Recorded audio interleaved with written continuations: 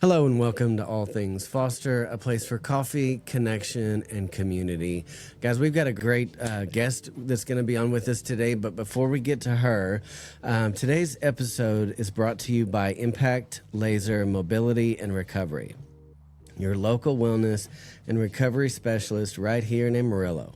Led by Cassie Haney, an Amarillo native with deep roots in the fitness, movement science, and community care, Impact helps people reduce pain, restore mobility, and support long-term health naturally without relying on medications or surgery. At Impact, Cassie and her team use advanced, non-invasive therapies like deep tissue laser therapy, shockwave therapy, infrared sauna, and personalized mobility plans to help active individuals, chronic pain sufferers, and fitness enthusiasts recover faster and stay active. Whether you're dealing with an old injury or just want to keep things moving with confidence, they're here to help. Just like our podcast, Impact is all about empowering individuals to live healthier lives with purpose and resilience. Cassie brings the same passion and care to her clients that we bring to our listeners, focusing on education, real results, and practical wellness solutions. Call her today at 806-220-4856 and make sure to tell her you learned about her on All Things Foster. And guys, I'll tell you, I'd say this many weeks, but Cassie has really helped with some of my issues. So if you have kind of a achy joint or something like that, definitely set up a time with her, and she can absolutely help you. So that brings me to our guest. Her name is Heather Ford, and Heather has a new book out that's called The Barbie Pink Walls That Kept My Secrets of Abuse. And she tells the survivor's story of foster care, abuse, resilience, and the courage to speak out through storytelling. So thank you guys to our listeners for tuning back in. Just a reminder, we are here to support foster and adoptive families. We want to raise awareness for the needs of kiddos in foster care, and just we want to have an honest conversation about foster care. And Heather and I were talking before I hit record, and when we were in foster care in the 80s, it was different. And I think we've made headway in making things better. But either way, we're going to have a conversation kind of about some tough stuff. So just be aware of that and as we kind of move through this episode. So Heather, thank you so much for coming on today. Thank you for having me. I'm honored. Yeah, I have an inkling of what you went through, and so being willing to just open up and share your experiences, it means a lot to be willing to do that, and so thank you for doing that. So your book came out just a few months ago, or well, I guess a couple months ago, right? A couple months ago, yeah. January 31st, and it shares the story of how you and your sister kind of navigated foster care and beyond, right? Yep. Yeah. So tell us, go back to the beginning. How old were y'all when you guys came into foster care? Yeah. So my sister and I were very young. I was 1 and my sister was 3. To kind of go back forward a little bit, we were born to an alcoholic birth mom and a dad who was special needs. I never actually found out that actual diagnosis, but it's not the same as mine. And uh, the long story made short, my dad gave up his rights halfway through us being in the system, and then our birth mom got her rights terminated after years and years of saying, all right, you're done. Oh, yeah. And so that's how it all started. Right. And so the circumstances revolved around your mom being an alcoholic? Basically, yeah. At the end of the day, it always pointed back to birth mom. I mean, she was abusive to my dad too. So, I mean, there's stories that I read and heard where she would literally beat him to a bloody pulp with an injured leg. He stood in the line for me to take a beating for me. My birth mom was always drunk. There was never a day where she was sober.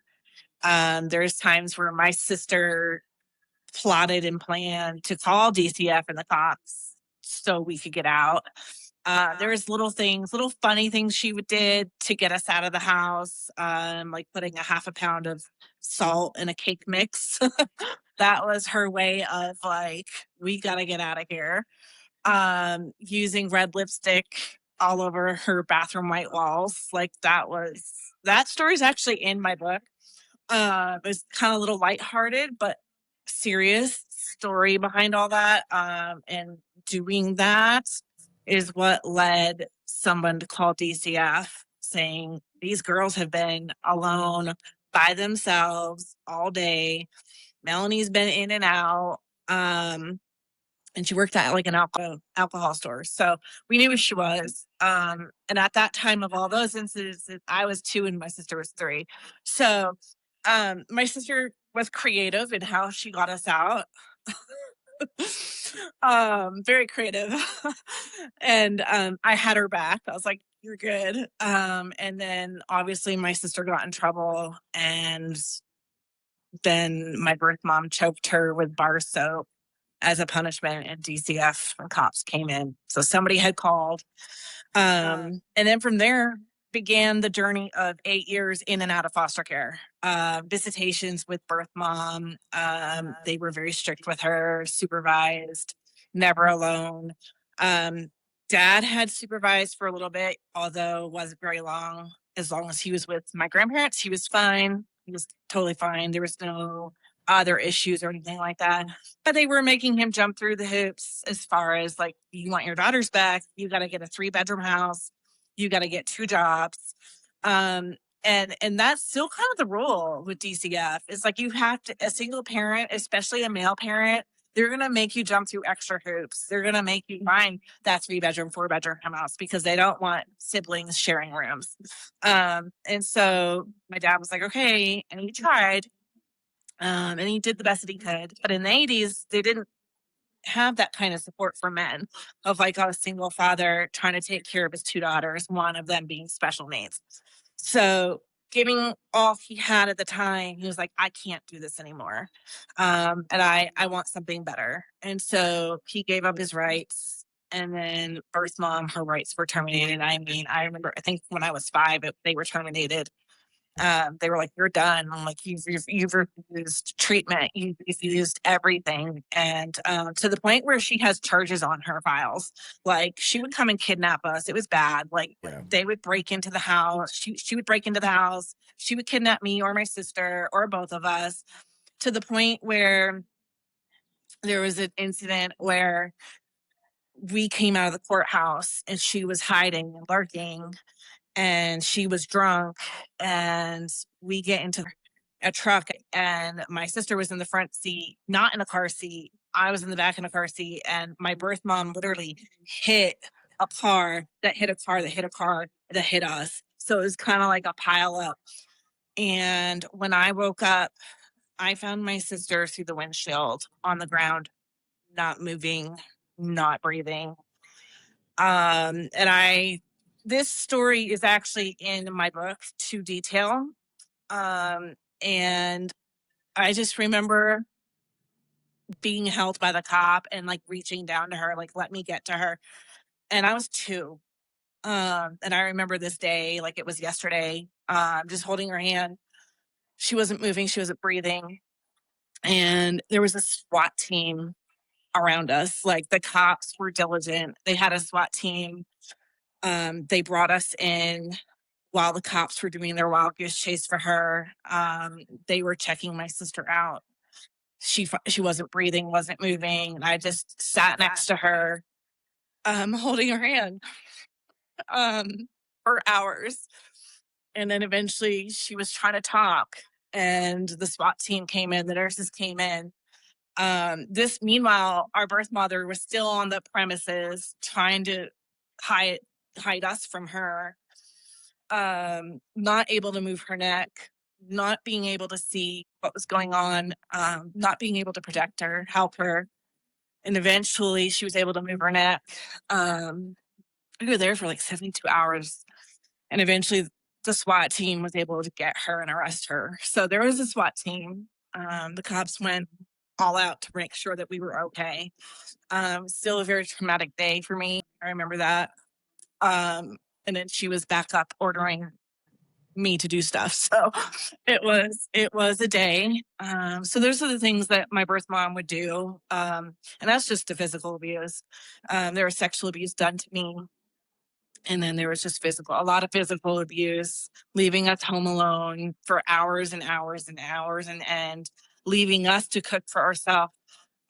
Even during the visitations, the last visitation we had with her was Christmas when I was 5. And that was what did it for the judge was like, basically she handed money to her brother-in-law to rape me on Christmas Day. And so my sister came back into the room and saw me in a puddle of my own blood. Um, it was very traumatic for her. And she called the cops, and the cops came and was like, "That's it, you're done."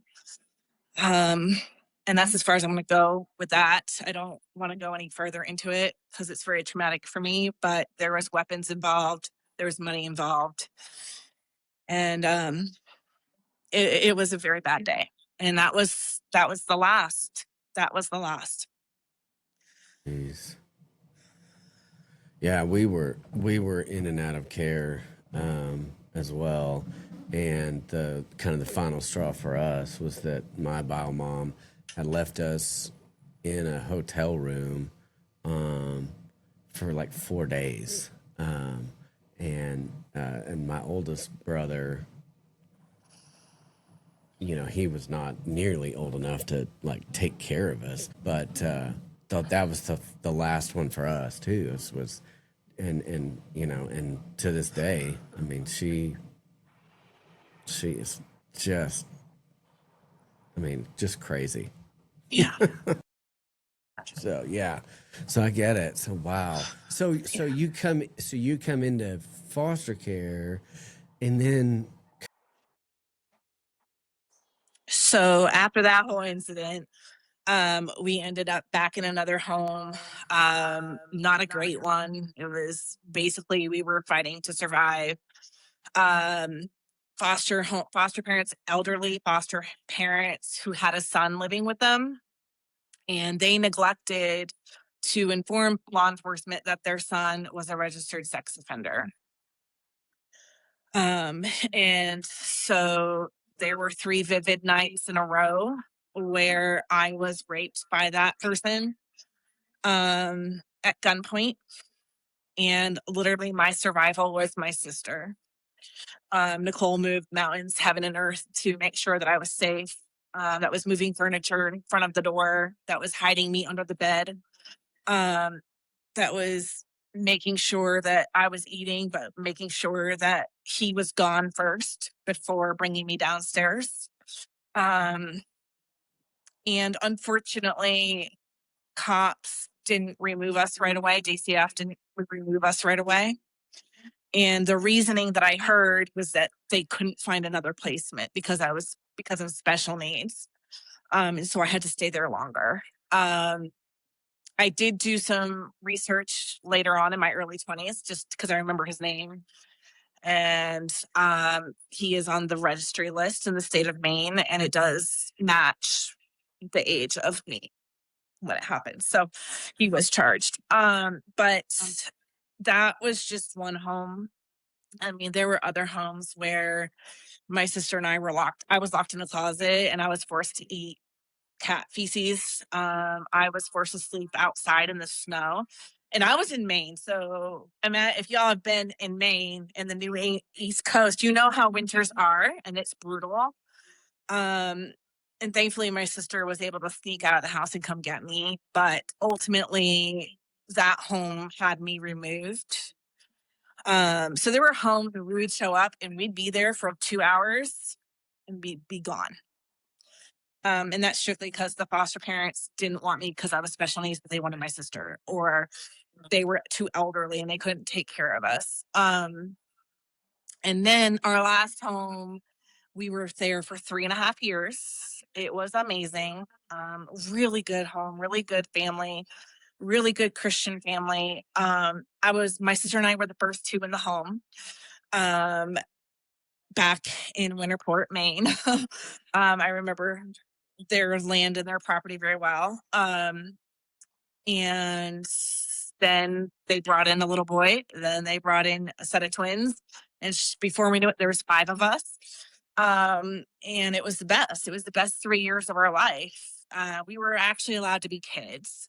Um, was it perfect? I mean, in our eye, it was perfect, but they took care of us. We were loved, cared for. Um, we had chores. Yeah. uh, we had rules, we had chores, basic chores, the simple things. We were here for our Christmases off the rocker. Like we had everything that we could want. Family pictures. I mean, just they had the wall of fame where every child in their home went on that wall, and they had over 80 kids in that home. Um, yeah, and they have photo albums for every child in that home. They did photo albums for every child, including my sister and I. We got photo albums. We also had a life book where DCF was a part of that, and they had our photo albums and they did that. But I mean, the foster parents themselves, they wanted to document. I mean, they dressed us in those 80 outfits with the 80 hairstyles. Okay. The bright pink and the bright blue. I mean, there's pictures. Okay. The matching jumpers, right? Like the 90s. And we were in their family photos. It was, I mean, a wall of just every child they got, new family photo went up. Our school pictures were up. And they still have those. And then they made separate photo albums. Communication with them now. Yes and no, but it's strained because of things that happened. So after I left their home, actually, I was ripped from their home by my biological aunt, um, who brought me into a Pentecostal religious cult where I was sexually abused for 7 years by one of the leaders. And my aunt planned this. This was a part of her plan. Her whole thing was, the Lord told me that the girls are going to be mine, and they don't need counseling. They're going to get healed by God. And my foster parents at the time, the ones that I was with for 3.5 years, warned her, this is a bad idea. You may love them, and that's evident, but you don't have the tools or the resources to help them. I was born with fetal alcohol syndrome, which is a brain injury. And so my aunt was not equipped to handle that. So every meltdown that I had, she thought it was a spiritual issue, that I was being rebellious, disobedient, that I had a demon inside of me. So because of that, they not only were sexually abusing me, but casting demons out of me at the same time with using olive oil. And that's the extent of where I'm going to go into. If you want more info, read my book. Where I dive in a little more. But my aunt was warned. My aunt was warned. She was warned to not do this, that this is going to backfire. And Nicole and I basically demanded, like, if we're going with you, you're not going to cut communication off with them, because those to us are our parents and we want to see them. And so my aunt honored that, like it was a battle, but she would bring us back to Maine to see our dad, and then to go see this family every summer. So every summer from 1993 all the way up to 2006, we would see them every summer. Family photos, and it was a different side of me that came out because I was safe. And I did try. I attempted multiple times to expose abuse to foster mom that my aunt was doing. and my aunt stopped it. My aunt purposely stopped it. So I was not allowed to say anything. I wasn't even allowed to tell anything to my birth dad. Like my aunt didn't want him knowing, which my birth dad is my aunt. They're related, sister and brother. So she didn't want that being revealed. My dad knew that she was in a cult. He didn't know any abuse that was going on. He had no clue. He just knew that we were being controlled by what we wore, kind of thing, but didn't know there was any sexual abuse going on. And so any of that I did try to expose to my foster family. My aunt caught on and stopped it. But I mean, we saw them every summer. Went to church with them, had dinner, had a lunch, swam in the pool, saw her family. Like it was like we were home again. Um, so then in 2006, when I escaped this cult, my aunt, I attempted to call my foster family to let them know what was going on. And they immediately said, "Well, what did you do?" And I was like, "I didn't do anything." And they're like, "Well, you know, the Bible says to confess your sins to one to another." And I said, "I didn't do anything wrong. Like, I'm being accused of stuff." I was basically accused of committing fornication. And I'm like, "That's not true." And little did I know that my aunt had beat me to that phone call, and she spewed lies about me to foster mom to the point where the communication stopped from 2006 until 2023. Um, I tried. They declined my calls, everything. They didn't want to speak to me. They pretty much shunned me, disowned me.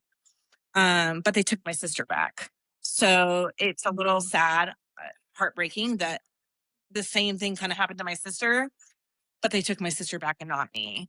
Yeah. And it was hurtful. They blocked me, and it was hard to see that like my sister's in these family photos with them and I'm not there. I should be a part of that. So there was no communication for good 17 years, unfortunately. And I was throwing red flags to them like, I'm here. Why? Like, talk to me. And I finally had stopped because I was like, I can't force a horse to come to water. I like, you're gonna believe a lie, you're gonna believe a lie. And I can't unfortunately change your mind about that. Your mind has been set up. And then fast forward to 2023, August 6th of 2023, I started my day like every other. You know, coffee, the whole 9 yards. Um, and then I decided to scroll social media and I saw a picture of my sister and foster family on one of my foster sister's pages. And I was like, okay, cool, whatever. And then I was looking at the comments and people were saying things like, she was a beautiful person, she's going to be missed. And I'm like, huh? I'm like, wait, what? So I'm thinking in my head, it's foster mom. Like her cancer came back because she had breast cancer at one point. So I was like, maybe it came back, not knowing. So I'm reaching out to said foster sister to be like, is everything okay? And she's like, no, we can't talk about it. I was like, is your mom okay? And she's like, yes. And then she blocked me. So long story for that one, I found out it was about my sister Nicole. And moral of that story is I found out through TikTok and Facebook that my sister had died via suicide. And one of my foster brothers, when I was trying to find out information, he straight up told me, you're just going to have to wait for the obituary to come out. Foster family also made it a point to contact everybody in the biological family and tell them. So everybody knew except for me.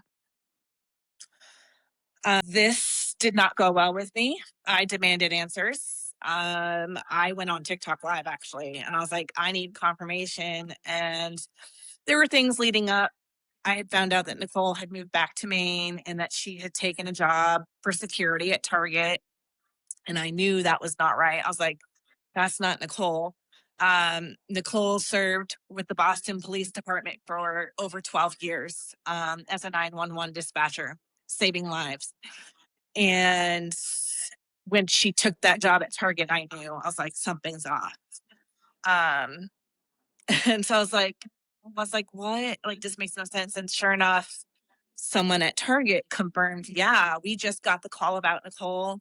I'm here to cover her shift, and they're saying it was suicide. So she took her life August 2nd, the day before her 41st birthday. So she never made it to 41. My sister and I are about a year and 3 months apart, kind of on that line of 2 years apart. So she was going to be 41. And what she basically missed a day of work, and then she missed her birthday party, which she never misses birthdays. And then she missed another day of work. And missing the birthday party, my foster parents were like, something's off. Nicole doesn't just miss a birthday party. So they did a wellness check. And anybody that's experienced that, it's not pleasant. And they drove up to Portland, where they found her in her bedroom. And there was a note and there was a video in her phone. And the note wasn't really addressed to anybody. It was just kind of addressed to her supervisors in law enforcement, basically telling them, I'm sorry that I wasn't enough, that my talent wasn't enough, that my expertise wasn't enough to help. And she was at the end of it. She was done. Her PTSD was too much. I also found out that she was stalking my Instagram because in 2020 I came forward with the abuse inside this organization, and my sister was seeing all that. So it's triggering her. And so when trauma triggers people, it can either drive them to heal, or it's going to drive them further into their PTSD and just totally disassociate. And I think that's what happened. And so she ended it. Jeez. Man, wow, that is heavy, girl. That is heavy. Mm-hmm. And since then, foster family only reached out to me the first year she was gone, and they haven't reached out since. So they've not even checked in on me. So, wow, just wow.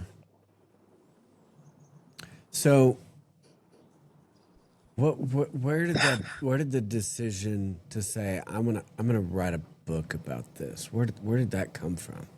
Just a need to tell the story. Yeah. So I mean, I had started writing years prior, and I just didn't. Life was happening. Okay, let's be very, very real. Life was happening for me, and maybe I just wasn't ready. I started, and I was getting triggered, and I wasn't ready. And then in 2017, when I lost my birth dad, I started having flashbacks. I started having memories of the individual who sexually abused me, and I was like, "This is off. Something's not right."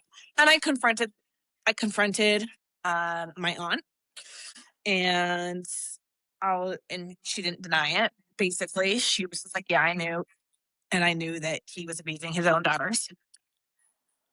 And her excuse was, well, I was a single parent and you were out of control child, and I thought I was dealing with a demon issue. And so I have confronted all three parties. And then I went public with it. I talked to my therapist first, obviously. I got some saw with that and was like, okay, I need to process this. And I went public. I was like, no way are you guys going to silence me anymore. And I blasted all of them, all three, pictures, everything. And I knew Nicole at the time was watching.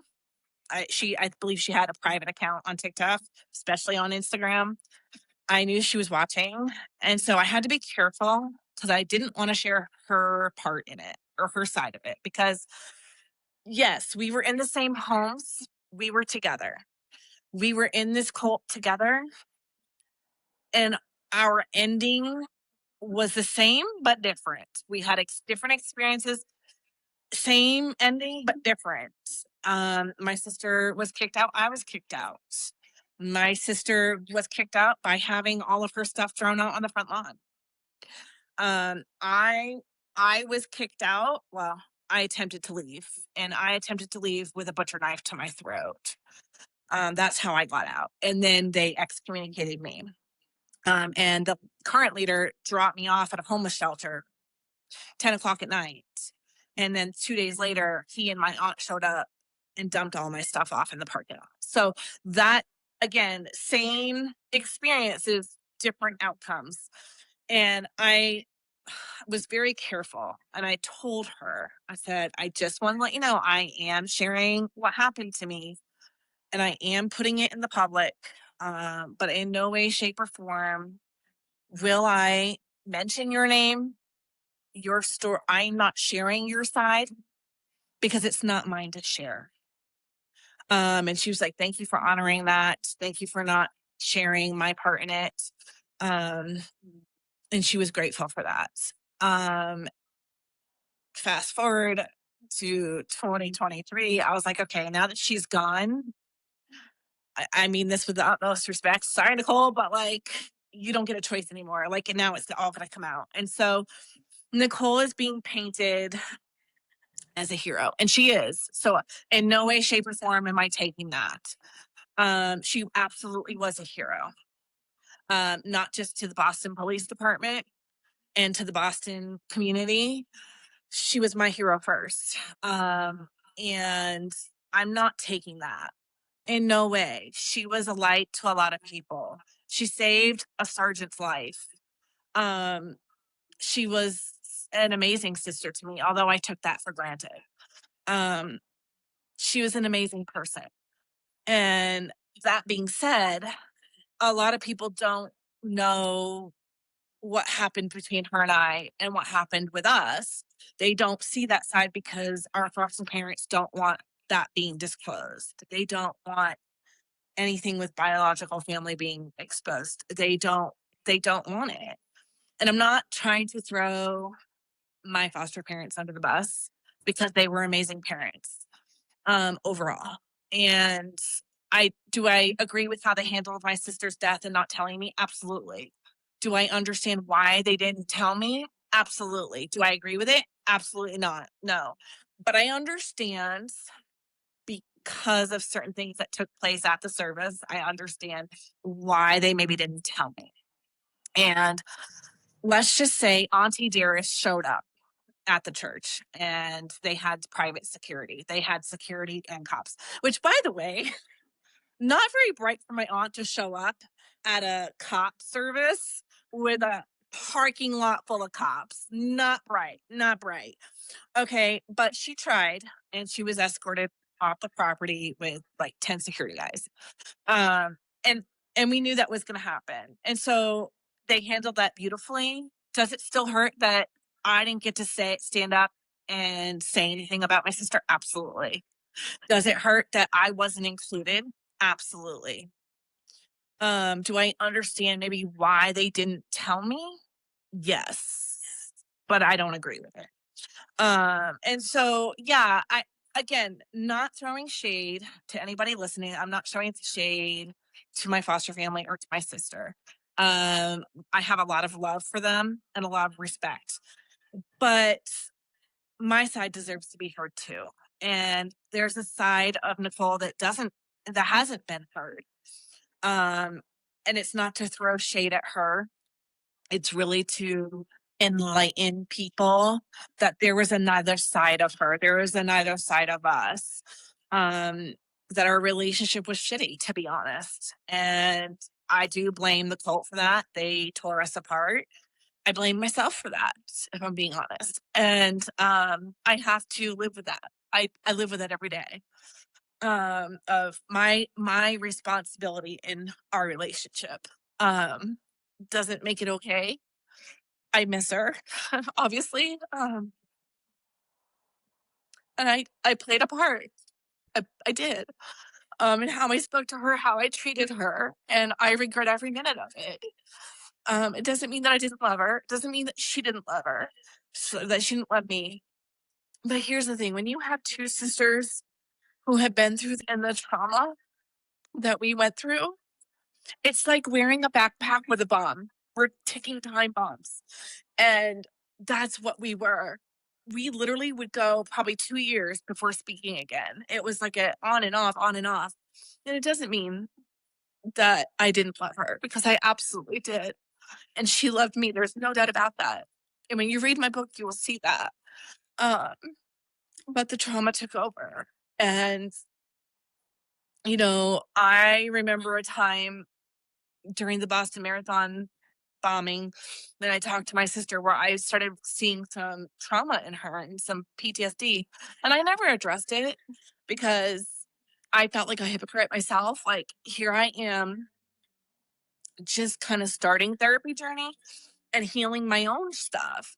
And so, what good am I of a sister to say, oh, you need to go to therapy, when I'm not doing it myself or I'm not healing myself? And so I kept it quiet. I didn't say anything. And I think she saw a therapist at one point, but and then she went through a bad divorce and she was seeing a therapist through that. There were just a lot of things that there were some things that she did that were very hurtful to me.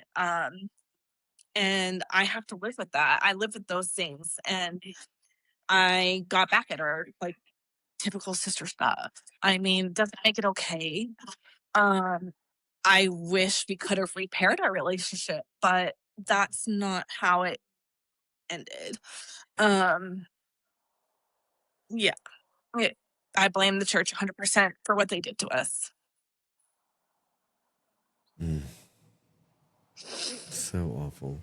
I'm so sorry that you went through all that. That's just tough. Yeah. So hard. So what does your journey look like as far as healing? I mean, there's so much to unpack there. Yeah. That like I know for me, I'm 45, Mhm. and I didn't start seeing a therapist until about 2.5 years ago. Um, and we do some marriage counseling with this Mhm. Mhm. pastor or this or that or Mhm. whatever, but not doing intensive therapy until, like I say, until about 3 years ago. And so I'm just curious what that journey's looked like for you. Yeah, it's been a roller coaster. Um, there's stages of healing. um, both when my sister and I got out, we kind of went our separate ways a little bit. And my sister went and got tattoos. I went and got piercings. Okay, that's just the outer appearance, right? Um, I went and got a palette of blue eyeshadow. I was like, "Ew, I'm gonna wear eyeshadow because I can." So we did the physical things, right? And then I decided to start getting into therapy because I was having nightmares and nightmares of still having communication with my birth mom. Like, I finally met her when I was 21, and she's still drunk. Okay. And I was just having nightmares and flashbacks. And so I ended up going into a psych hospital in the state of Maine and was there for about a week, met an amazing therapist. Once I got out, I found her. She had an office outside the hospital, and I was with her for 9 years. I was her client for 9 years. So much so that the hospital misdiagnosed me. And I don't usually typically share my diagnosis, but they diagnosed me as bipolar. And that was a wrong diagnosis. To the point where they medicated me with those medicines. And the therapist was just like, that's no, that's not true. You don't have that. Like, this is what you really have. Like, and I detoxed in her office every weekend. Her name was Kelly, and beautiful soul. Did a lot of art therapy with me. So that's how it started, art therapy, yoga. And I would detox in her office. she's like, I need to see you twice a week and I want to see you on a weekend. And so every Saturday it was detoxing in her office, getting me off those meds and getting me on something correct, with the correct diagnosis. And then that happened and I ended up on the right meds.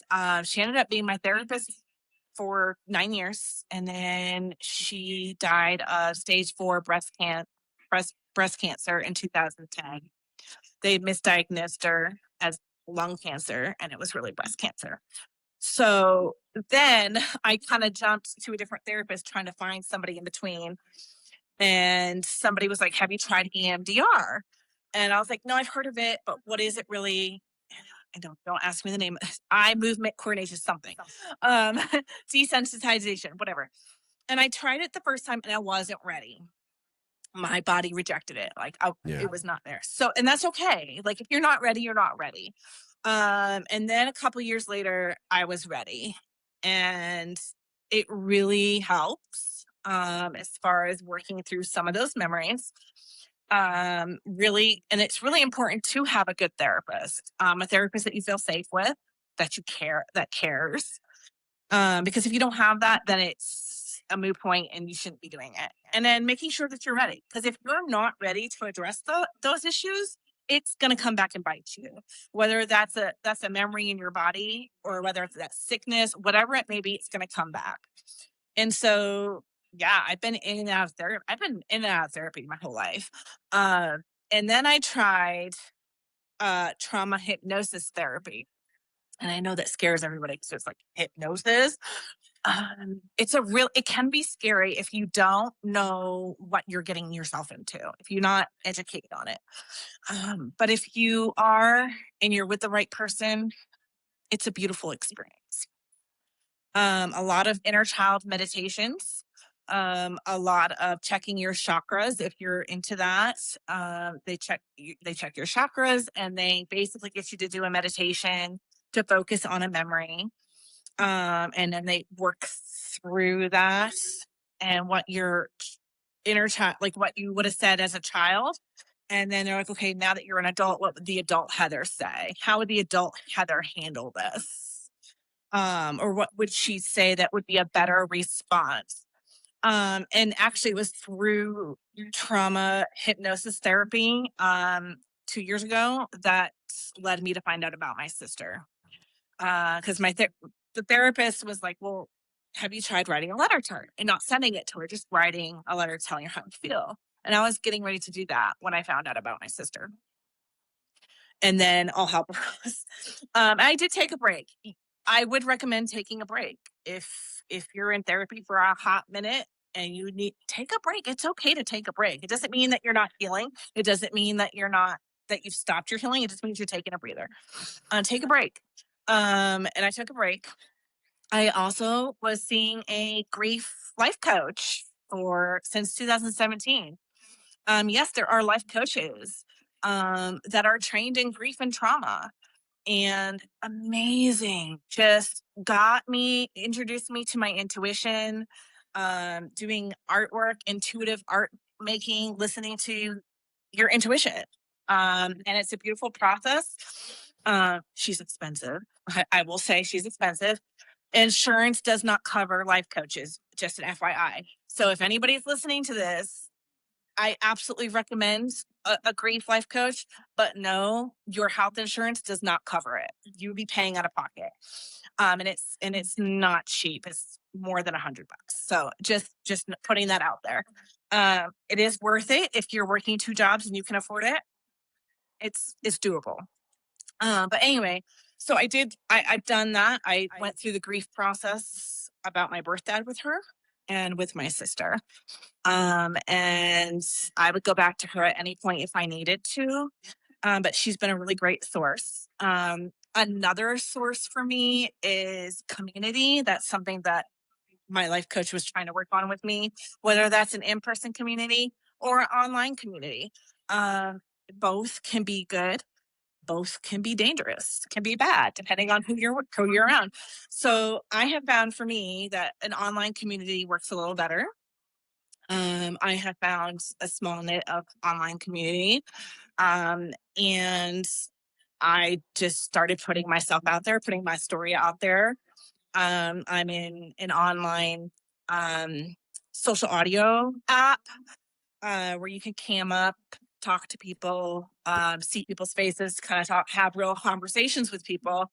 And there's one person I met that who has become my sister. I manifested her, so to speak, spoke her into existence. I totally believe that Nicole brought her to me because what nobody really knows is that on May 28th of 2023, which is my birthday, I attempted to take my life. And then 3 months later is when I learned about Nicole's. And so that whole thing, and so I'm going to be really honest with people. I've not been okay in the last 2 years. And we're coming up on number three in August. And so I'm not okay. I don't like telling people I'm okay because I'm not okay.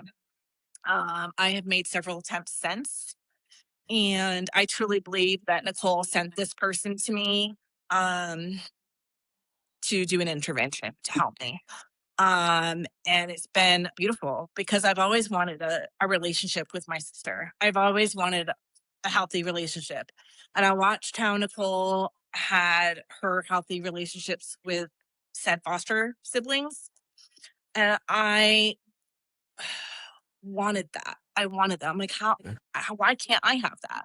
So I manifested it. I spoke it as if it's already happened and it's already happening. And I wrote down the qualities. I wrote down what she looked like. And she looks nothing like me, by the way.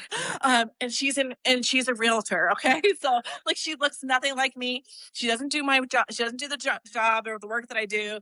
Um, but she's a spiritual person. Yes, she does believe in God, but she's spiritual. And definitely Nicole sent her, and there's that special connection between us. And we talk every day. We text every day. She checks on me every night. And so I'm like, wow, this is what it feels like to have a healthy relationship. Have a healthy relationship with a sister. And we're very honest. We've set tones and boundaries about, hey, I've come to her and been like, hey, if there's something that I said or did or that needs corrected, like come talk to me privately. Like I can have those conversations and vice versa. And so yeah, just having a healthy relationship with a sister has been the most healing. Because I didn't have that. I didn't know what healthy was, what's healthy. Um, and now that I know, because I've seen it, I'm like, yeah, this looks great. Yeah, it looks amazing. Healing looks amazing on me. When I wasn't healing, I was a hot mess. It was nobody wanted to be around me. So it's you gotta heal, you got to. And my book, it's already triggering people. I'm just gonna say it's already triggering people. To the point where I'm getting bullied and harassed. Okay. But it's gonna cause you to deal, and it's a good thing. Because that means there's healing there available for you. It's just your choice. You have a choice to say, hey, I want to heal this, or I'm gonna stay stuck and be a miserable person. And I could easily, with all the stuff that I've been through, I could easily say, like, yeah, I'm a miserable person, blah, blah, blah. But dude, like, I walk 2 hours to work sometimes. I don't make excuses. I don't drive. I have a brain injury. I have 2 jobs. I hold down 2 jobs. I'm living on my own. I could easily make up excuses, and but I'm doing it. And there is no excuse. I choose to heal. Yeah, I take a break when I need to, but healing doesn't just stay inside the walls of therapy. It has to go outward too. So there's a lot Absolutely. of outward things. A lot of times that I spend by myself, journaling, doing self reflection with oracle cards and tarot cards. And that's my way of connecting with a higher power. And so reflecting on that card every day and saying, okay, what is this message really saying for me today? Journaling, doing gratitude, 10 things I'm grateful for. Like it starts here. It starts within yourself and healing yourself and saying and checking yourself. I think it's great that you can heal trauma. And yes, the trauma should be looked at and healed. But the most critical part is looking within yourself, because there became a time, even after I escaped this cult, where I was cult hopping and I was being the typical Christian, the judgmental, the nasty person, and shunning people. And I realized, like, oh my God, that's what happened to me. So I'm doing what happened to me to somebody else. And I didn't like that side of me. I didn't like that. I didn't like any of it. And so, what did Heather need to do to change that? I can go to therapy all day long. I can pay $160 a week to go to therapy and say, and blame and put the blame. But, and that may be true because I was in it and I didn't escape yet. But after I escaped, it's on me. Right. I can change. I can change how I treat people. I change how I treat myself. Um, and I looked within and I said, yeah, I don't like this part of me. I don't like that I'm shunning homosexuals. I don't like that I'm shunning the gays and the GLBT community. Like, that's not who I want to be. I want to change that. And that's just an example, but because it's a popular one. But like, I just didn't like who I was. And I was like, I don't like this person. And so I changed it. I changed. I changed myself. I changed. And it's still, I'm still working hard. Do I still slip up? Do I still make mistakes? Yes. Yeah. But I'm aware. I'm aware. I'm very aware of what I'm around, who I'm around. I am very careful about who I put myself around. Because when you touch somebody, there's a transfer of energy. So I pick up energy like no business. Like, I can be in a room full of people and I'm like, something's off. I'm just intuitive like that. But it's just healing myself. So yes, healing the trauma is a big part of it, but the biggest part is looking within and healing yourself and saying, "Oh my God, like, this is who I was. This is who I still am," because I refuse to look outside and say, I did this and I was wrong. I spoke to this person in this manner because of this incident, because of this happened to me, and I didn't heal that. And I need to change. So changing myself. And I'm still working on how I word things, how I treat people, um, how I talk to people, and just not being that old person anymore. And so, yeah, healing isn't supposed to be pretty. Healing is not pretty.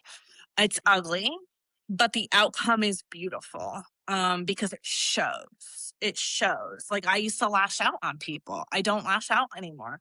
Like, I take a minute and I'm like, okay, is this a trigger? It's okay to ask yourself, okay, is this a trigger? Should I be lashing out right now? Like, what's happening? And I've had to put myself into check. Like, is this a trigger or is this passion coming out? Because when you're passionate about something, yeah, some anger can come out in between and Yeah. triggers can happen in between. And so that happens with me a lot, where I'm passionate about talking about abuse inside the walls of the churches and I get angry about it. And that gets misconstrued as like, oh, she's triggered. She's not healed. No, I'm healing. Yes, I'm triggered, but I'm passionate and angry about it all at the same time. And so, yes, I do have to sit and listen to what's being said by that person and be like, okay, why am I triggered? What's the trigger if I am triggered? Or is this just me being annoyed? It is okay to do those self checks, to just be like, okay, what's the trigger? And deal with it and say, hey, I can't. And it's okay to say, hey, I can't have this conversation with you right now because I'm very triggered. And I do that with people. I get a lot of people who who say, like, oh, whenever you're ready, I would love to have a conversation with you about God. No, no, it's an instant cutoff. No. And it's not, and I always say it in a room full of people, because or online, because you get the people online who come after you, but God's not like that. Or, God doesn't do that, or that's not God. That may not be God to you, but that's to me who God is. And so I have to put a stop to it and just be like, okay, I'm all with those closest to me. I say, I am all for having a conversation with you about God, but it has to be an in-person conversation where we can both sit and hear each other's heart, and Right. where we can not misunderstand each other, because in text messages things get misunderstood. Construed, yeah, for Right, sure. right. And especially those I'm closest to. I never want to come across that way. I never want to lash out. And that's what I'm working very hard on, not to lash out on people and not to put it onto people. So I'm all for having a conversation, but it's going to be with somebody I trust, I choose, that I feel safe with. I get to choose that. I don't talk about it on social media because I just know the realm of the majority of Christians are, and they come Yeah. after me. And so I just shut it down and I just say, no, like, we're not having this conversation with you. And I've learned that, like, it's okay to say no. It's okay to say, hey, and I'm also learning, like, that's your belief, that's not mine. Cause I used to have that one way thinking that so many cult survivors have, like, oh, it's our belief and our faith or nothing.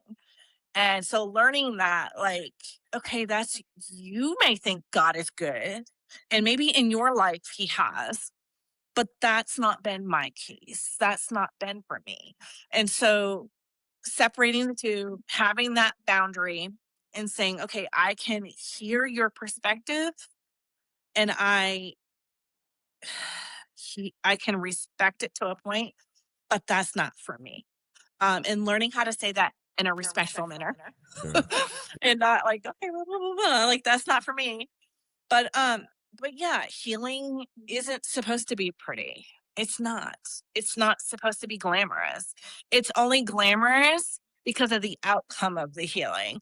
It's like looking at my artwork. You'll see, like, oh my gosh, like, this is probably the ugliest thing, but like, at the end there's something beautiful. It's supposed to be like that. Um and so, yeah, healing obviously has not been easy for me. There's times where it's harder than others. I don't sleep. I still have nightmares. Yeah, especially over the last 2 years. I especially haven't slept. I don't remember the last time I actually slept. And so that's why it is vigilant that I have someone checking in on me every night. Let's just say suicide crosses my head and my brain and my mind every day. It's something that is on the table for me, unfortunately. Especially when I'm in a bad space. Um, that's just where my head goes because of everything that I've been through. Um, when I'm in a good space, I know that I can call a certain individual. I have an issue calling 988 because of how they treated Nicole, my sister. When she reached out 5 times, they didn't help her. And so for me, I find FaceTiming somebody or getting on a social media app, talking to somebody better than calling 988. In fact, I can FaceTime somebody right now before you said, Jesus, come. It should be on the phone. So, and that's just to give an example. Like, I can get somebody quicker on a phone than I can get 988. It's a joke to me. So, Connection is more important. If you don't have anybody absolutely. else and you Yeah. need to call them, like, by all means. Absolutely, and that's why, yeah, if that's what you feel you need to do. So for those listening, please, if you feel you need to call 988, please do. I'm just saying from my experience and what happened with Nicole and my own personal experience, 988 has not worked for me. Right. Yeah. So to each their own. It's kind of like therapy. Some people prefer religious therapy, Christian therapy. That's not for me. That might work for you. That doesn't work for me. Some people may do better on medications. That's fine. But for me, I choose to not be medicated on psych meds. I choose to just deal with it head on. And that's just from personal experiences. So it's to each their own. It's what works for you. I choose to not go the religious therapist way. I choose to not go the medication way. That's just my choice. That's my preference. That's it. Like, I just do what's best for me. So you have to evaluate, and you have to evaluate where you're at. EMDR works great for Yep. some Yep. people, and Yep. other people it doesn't. If It doesn't. Yeah. There's different, yeah, and there's a plethora of trauma therapies. Okay. And there's just, you yeah, just have to research it. Trauma hypnosis is another one that worked for me. That may not work for you. And that's okay. EMDR worked for me. It may not work for you. It works for me. Maybe, there's different types of trauma therapy. There's trauma cognitive life behavioral coaches. therapy. Okay. Yeah. There's just different, you just have to research in Google. And you have to just willing to try, willing to educate yourself. Yeah. What is this thing? Maybe Mhm. it'll help because you're you like when you Mhm. with your experience the first time with EMDR, Mhm. you were not ready, I was not right? ready. And then later you were ready. And I was ready. And she tried the whole moving the fingers across your eye. And I learned that that actually triggers it more. So they put the stimu thingies in your That's hand what. and under your leg, and that works for me. And so maybe it is EMDR for you, but maybe it's the eye movement thing that's not going to work. That you need a different kind of method of EMDR, Yeah. and that's okay. When And I do it, there's, I hold the paddles and then I yep, have the headphones on and do both. okay, You know. okay. I had them underneath my knee Yeah. as well, and that worked really well for me. But And the important thing is to be willing to try. try it, yeah, Right. just try I it. mean, there is healing is possible. Mhm. We can go through terrible things, Mhm. and there is healing on the other side. Yeah, absolutely. You And know, it's just like coping skills, right? We all have to have a coping skill, right? Like positive and the maybe not so healthy. Like we all have them. I know for me, I've been told do breathing exercises. Guess what? Breathing exercises don't work for me. I've tried it. It doesn't. I've tried it many years, multiple times. Breathe in the whole doesn't work. Doesn't work. But I have stuff on my wrist. So if I'm feeling anxious, I just play with these. Like if I feel like I can't breathe, I know it sounds silly, but fleece blankets works for me. Like that's something that Nicole used to do for me. Um, put fuzzy socks on my feet, blankets, warm fleece blankets around me, and that's soothing, right? So it doesn't matter. Some people, it could be just doing this, or maybe it's playing with your hair, or whatever it is. Nobody needs to know. However, you need to know. Like, it's okay. There's different breathing exercises may not work for you. Some, it may work. It doesn't matter. It just, whatever works for you, you know? wow. Well, Heather, man, such a good, um, a tough story with. I think that there's a I think hope is winds through your story. Uh-huh. It's it's it's tough. It's a hard story, Yeah. but at the same time, you're finding healing. Mhm. Right? You haven't fully arrived yet. I haven't fully arrived yet. I don't know No, anybody that came out of a traumatic situation yeah, that says I'm that fully healed. says, "Hey, I'm done." Like Yeah. no problem anymore. I'm good. I don't know anybody like that. Now, are there people out there? Probably are people out there that are that way. It hadn't been my experience, but the truth is, but the healing's a process that that and so there's hope.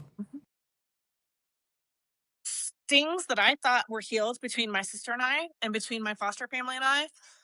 And then when she died, it's been downhill since then. I mean, the nightmares, the flashbacks. I mean, just like just when you think you've healed something, even when my dad died, I was like, oh, that's been healed. That's been talked out. Nope.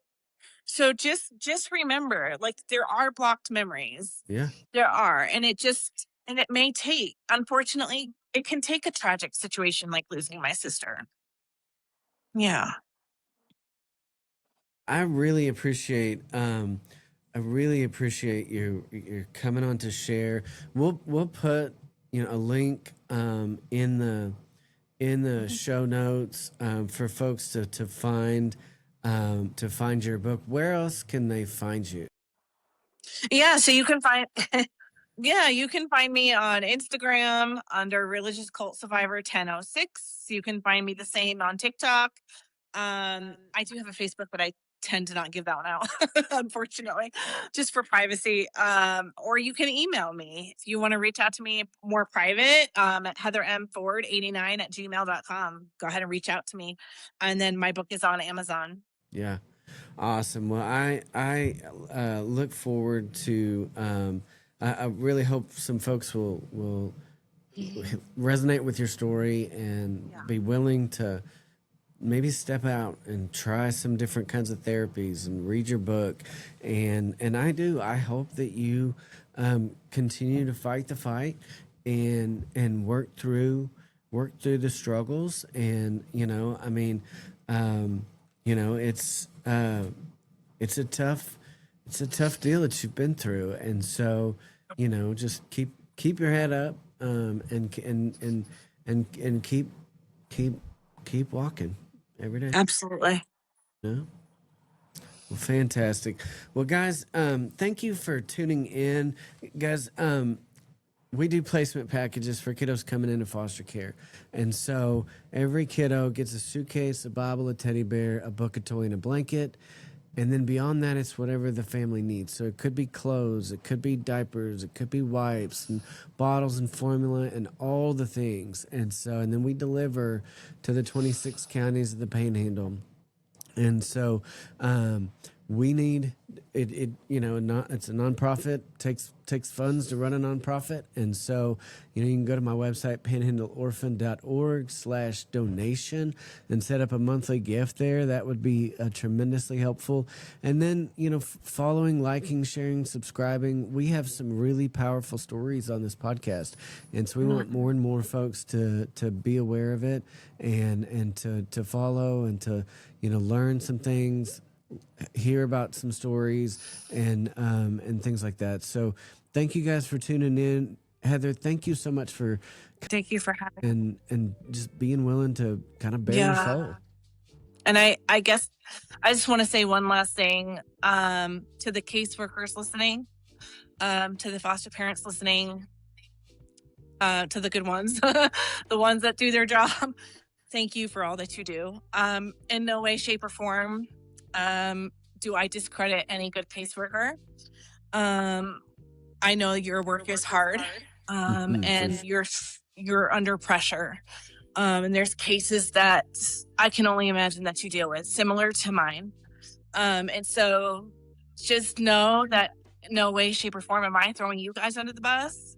I was fortunate to have really good caseworkers and a really good law enforcement that really cared. The same to our law enforcement. Thank you for all you do to protect our children. And to the foster parents listening, to the ones that actually care, thank you for all that you do. I can't say it enough.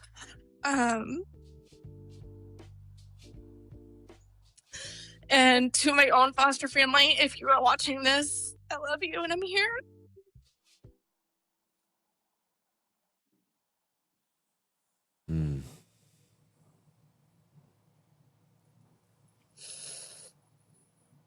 Thank you for sharing, Heather.